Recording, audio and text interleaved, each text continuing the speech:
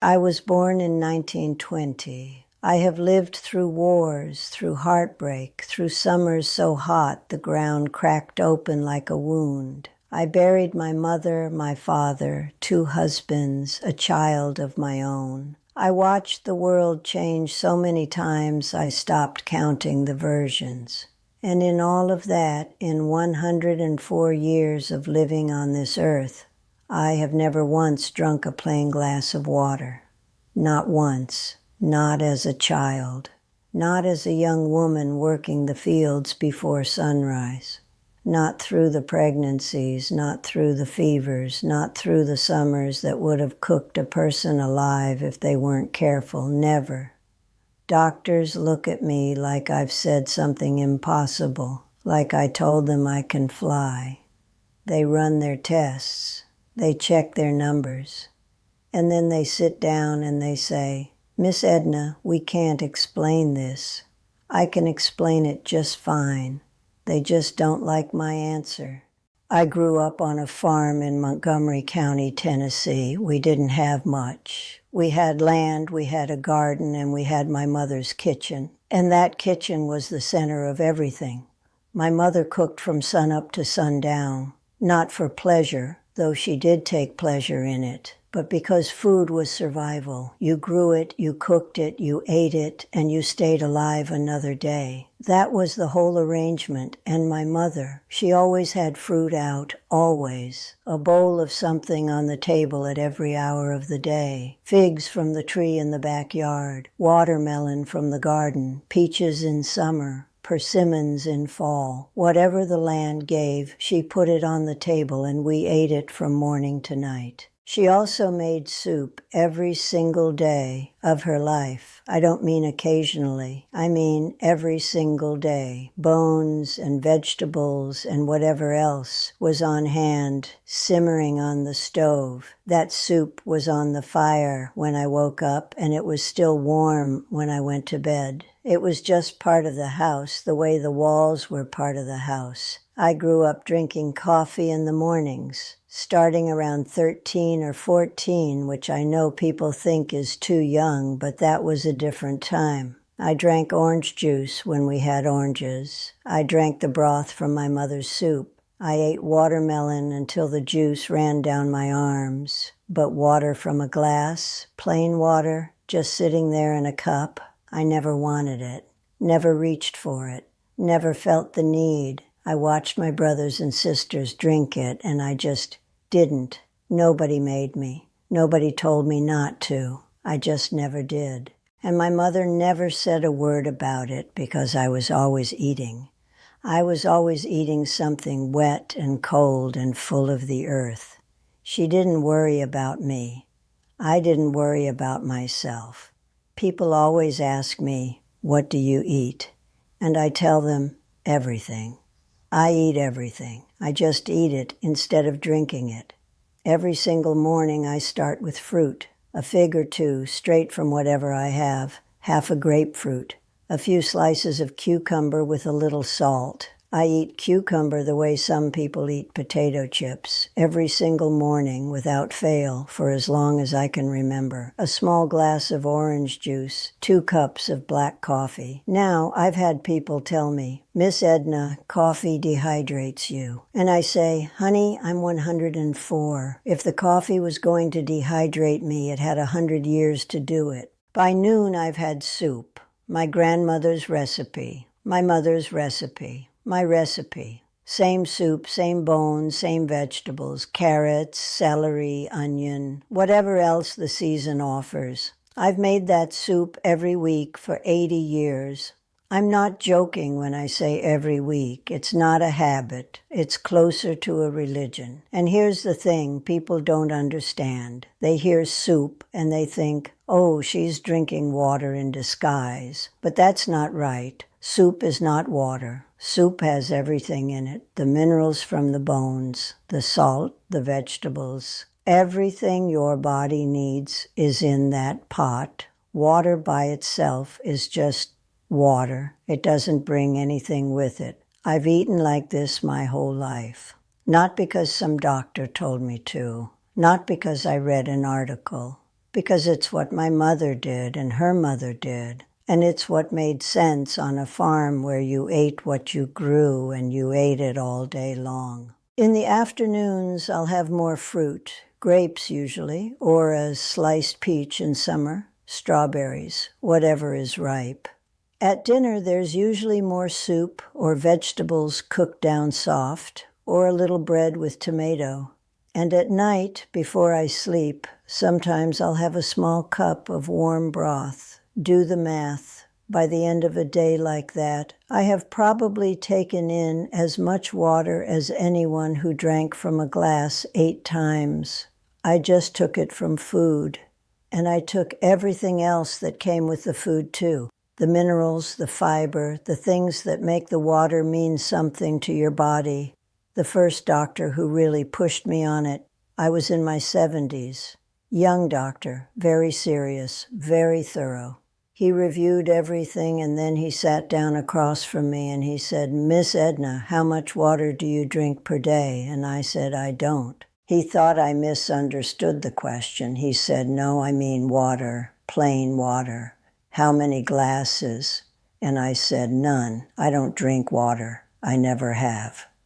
And he put his pen down and he looked at me for a long time and he said, "That's not possible." I told him, "You have my chart right there. Look at my numbers. Are my kidneys working?" He said, "Yes." "Is my sodium normal?" He said, "Yes." "Am I dehydrated?" He said, "No, not by any measure he could see." I said, "So what exactly is impossible?" He couldn't answer that. And I've had that conversation in different forms with different doctors for 30 years since. Dr. Owens, she's my doctor now. She's been my doctor for 17 years. She told me last year that she reviews my labs every time expecting something to have finally gone wrong, and every year the labs come back normal. She told me, "Edna, I've been practicing medicine for 30 years, and I genuinely cannot explain your hydration levels given what you tell me you consume."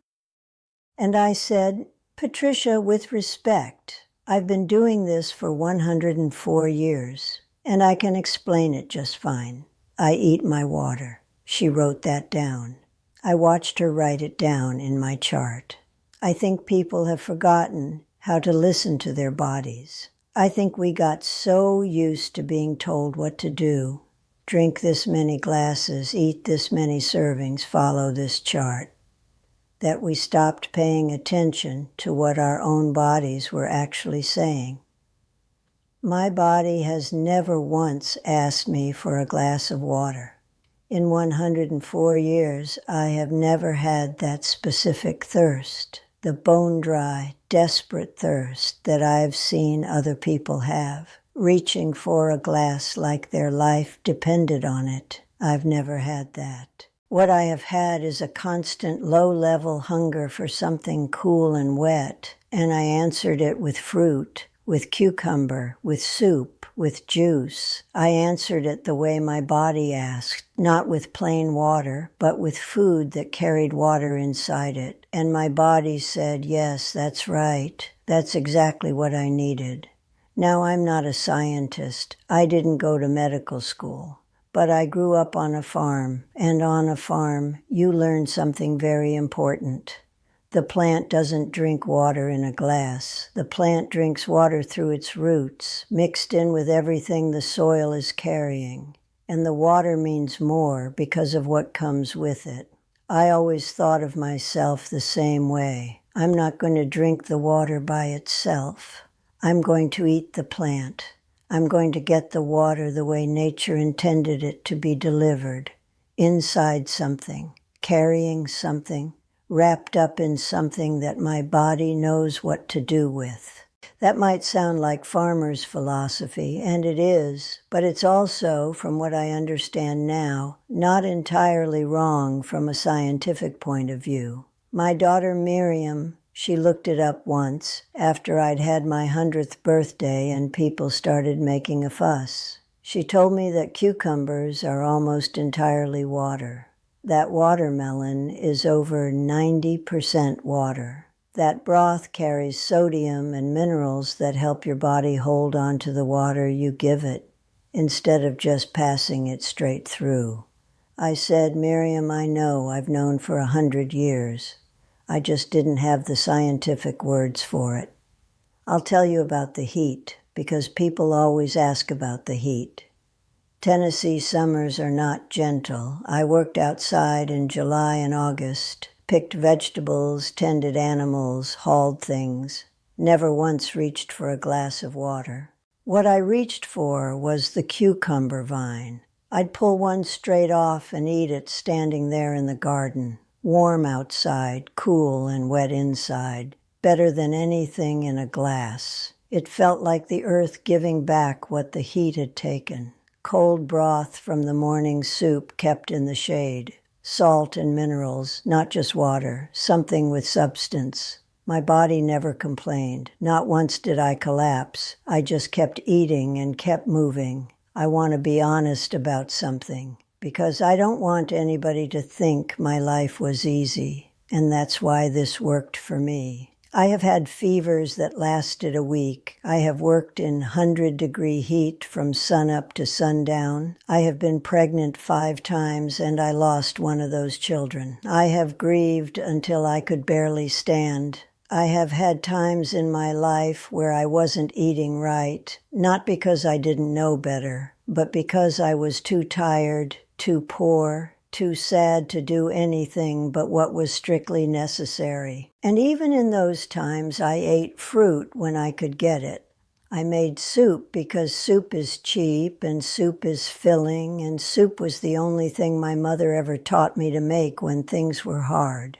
I kept to the things that had been true my whole life, even when everything else felt uncertain. I was not trying to live to 104. I was not following a longevity plan. I was not on a protocol. I was just eating the way I knew how to eat, the way I'd been taught to eat, the way that felt right in my body, and here I am. The summers were the hardest. Summer in Tennessee without air conditioning, working outside, and never touching a glass of water. People always ask how I survived that, and I tell them watermelon, an entire watermelon sometimes in a single afternoon, and cucumbers from the garden cold from the shade, and my mother's soup in the morning, even on a hot day, because the salt helped. I never suffered. I never felt the effects I see described when people talk about dehydration, the headaches, the dizziness, the cramping. My body found what it needed in the food, and it worked with what I gave it, and we came to an understanding somewhere along the way, my body and me. I'm not telling anybody what to do. I want to be very clear about that. I have never told my children to stop drinking water. I have never told my grandchildren, my great-grandchildren, my doctors, my neighbors. I've never said do what I do, because what I do is what works for my body, and I have the sense to know that every body is different. What I am saying is that I think we've gotten too rigid about the rules. 8 glasses of water a day. Where did that come from? I've asked doctors. They look a little uncomfortable when I ask, because the truth is it came from somewhere general and it got repeated until it became law. And now if you don't drink your 8 glasses, people look at you like you're being reckless with your own life. But my life is evidence, 104 years of evidence. And my evidence says it's not the glass of water that matters. It's what you put in your body and how consistently you put it there and whether your body recognizes it and can use it. I eat real food. I have eaten real food every day of my life. Food that grew in the ground and carried water inside it and came to my table as close to its original state as possible. That food kept me alive. Not a regimen, not a supplement, not a trend, just food. My mother used to say, "Eat your water, Edna," and I always did. And I'm still here. I still garden. Not the big garden I used to have. I gave that up a few years back, but I have my pots on the porch, tomatoes and cucumbers and basil and thyme. I check them every morning. I talk to them a little. My granddaughter thinks that's funny. Growing things keeps me honest. When you grow your own food, you can't pretend it isn't alive. You can't pretend it's just a product. You know what went into it. You know the water and the sun and the dirt that made it. And when you eat it, you're eating all of that too. I think that's part of it, part of why my body has done what it's done for so long. Not just the fruit, not just the soup, but the fact that I stayed connected to where food comes from. I never lost that. Even when I was in the city for a few years when I was young, I had a window box. Always something growing. 96% water, they tell me. I just call it lunch. People want to know the secret to living a long life. They always want there to be a secret. One thing, one trick, one answer they can write down and follow and be guaranteed the same result. I don't have that for you. What I have is 104 years of eating fruit, drinking soup, working my garden, loving my people, and not borrowing trouble from tomorrow. I never drank a glass of water, and I'm still here. Whether that means something or whether I'm just an old woman who got lucky, honestly, I'm not sure it matters. The soup is on the stove. The garden needs checking. That's enough for today. Edna Ruth McAllister was born in 1920 in Montgomery County, Tennessee. She still lives in the house she has occupied since 1962. She tends her garden every morning, attends church every Sunday, and eats fruit at every meal. She has never once drunk a glass of plain water. She sees no reason to start now.